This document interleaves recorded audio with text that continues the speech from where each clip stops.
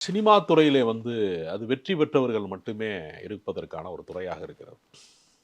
அது வந்து ஓடுற குதிரையில பந்தயம் கட்டுற ஒரு துறையாக இருக்கிறது. ஏறத்தாழ எல்லா துறைகளுமே வெற்றியாளர்களை மட்டுமே கொண்டாடக்கூடிய ஒரு துறை தான்னாலும், சினிமா வந்து உங்களுக்கு வந்து எப்படிப்பட்டது அப்படின்னா, அது ஒரு மியூசிக் சேர் மாரி. கொஞ்ச நேரம் தான் இங்க உட்கார முடியுங்கிற ஒரு சூழல் அங்க இருக்கிறது.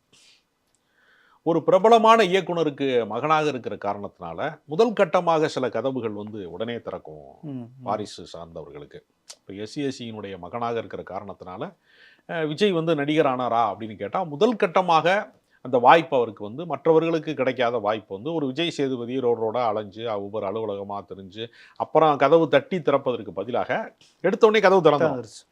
ஆனா, திறமைய ப்ரூவ் பண்ணாம, உங்கள வந்து நீங்க எவ்வளவு திறமைசாலியா இருந்தாலும், மக்களுக்கு பிடிக்கக்கூடிய ஒருத்தரா நீங்க மாறுகிற பட்சத்தில தான், ஒரு ஆர்ட் வந்து ஜெயிக்கும் எப்பவுமே. இது வந்து ஒரு வெகுஜன கலை. இயக்குனர் இமயம் பாரதி ராஜாவுக்கு மகனாக இருக்கிறதுனால, மணிரத்னம் அவர உதவி இயக்குனரா சேர்த்துக்குருவாரு. அல்லது சங்கர் வந்து அவர உதவி இயக்குனரா சினிமா கற்றுக்கொள்வதற்கான முதல் கட்ட வாய்ப்பு அவருக்கு கிடைக்கும்.